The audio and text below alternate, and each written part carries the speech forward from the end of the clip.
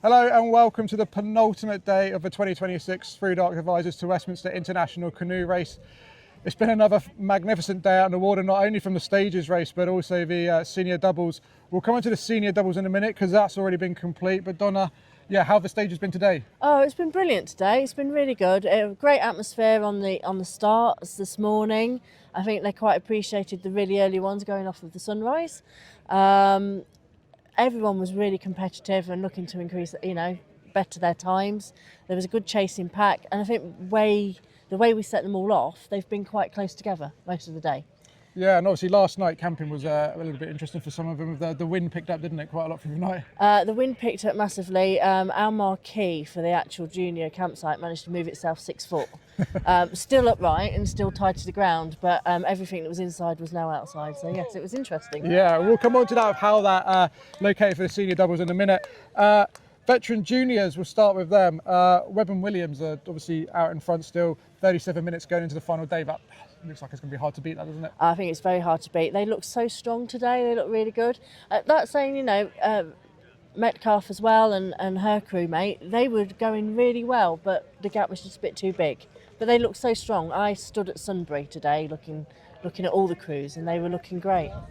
Yeah, and junior doubles, Barrett and Brown, 16:43. They're now an hour ahead. I mean, they're flying, haven't they? They've absolutely flown. They've done really well. They look really solid. I think it would be a struggle for anyone to catch them now. And senior singles, the same. Hart, he's led all weekend long. He's been the class of the field. Further back, it's getting slightly more interesting. So Preston Bell is now second. The big mover is Mike Rees-Clark, who was fifth at the end of yesterday, and he's now up to third. And he's actually at 30 odd seconds to fourth place.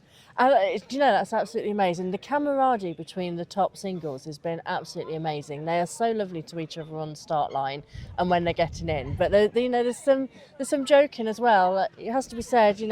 Rees-Clark was trying to curry favour this morning, having been a past safety guy. I think he thought that he might get a few favours coming his way, and I might be able to help him up the way. But this umpire is not for turning. So it's been a clean race, and he's done really well.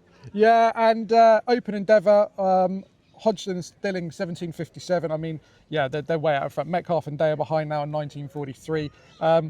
It's a good way to go for the first competitive Open Endeavour class. Oh, absolutely. They've done well, and they're looking really good. One of them's carrying a bit of a head injury from a low bridge, but he's in good spirits. No serious damage. I think a bit of pride there. Yeah, and I mean the SUPs as well. Emily's still leading. She will go on to win this as long as she completes tomorrow.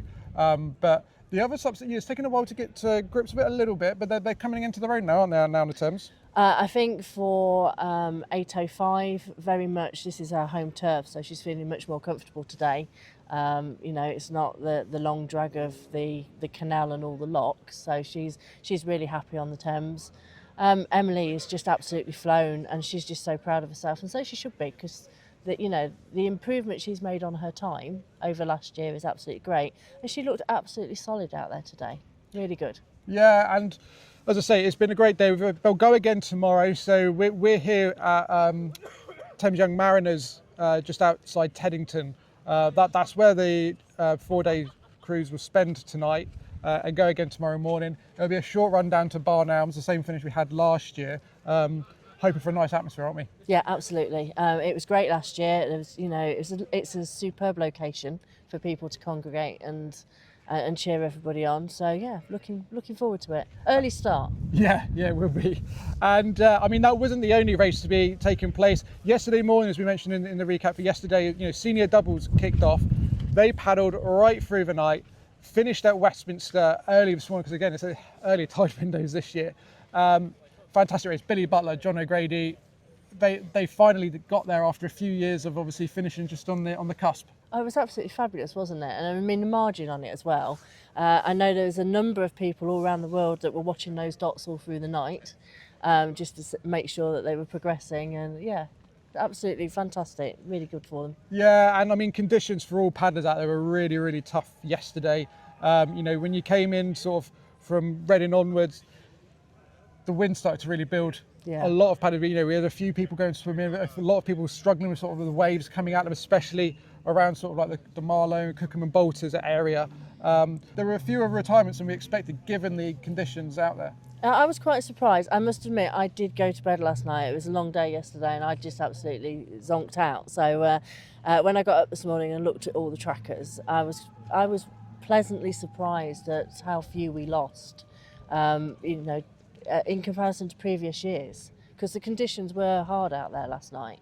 It was, I think it wasn't just the strength of the wind, it was the direction it was coming from. It was very gusty, so therefore it was difficult to anticipate and actually put any power in your paddles. So obviously coming up second was obviously Alex Lane, her partner Magus, obviously the first mixed crew home as well. I mean, mixed crews are really excelling these days at senior doubles, aren't they? They really are, and I did mixed crew in 1997 and there wasn't very many of us, and that probably shows my age as well. But it's becoming quite a popular class and you see those pairings and they're really strong. Yeah, and as I say, the ThruDark were also out there. We had Frankie and Louis Tinsley, who has been part of our title sponsor crew. They took part. They didn't know the race in terms of they've never done it before, but they came in under 26 hours, which was actually a really good time given it was their first attempt. I mean, absolutely superb, and when you look at the boats, they're paddling and the amount of training they've done as well. I think they've been training hard, but when you don't know the race and what it's about, I think it does come as a bit of a shock. Yeah, definitely. Well, after a very busy 30 hours here for everybody involved in DW, it's time for us to say goodbye and get a kip. But we'll be back first thing in the morning with a DW Live Hub as paddlers head off down to Barn Hours for the final day of the race.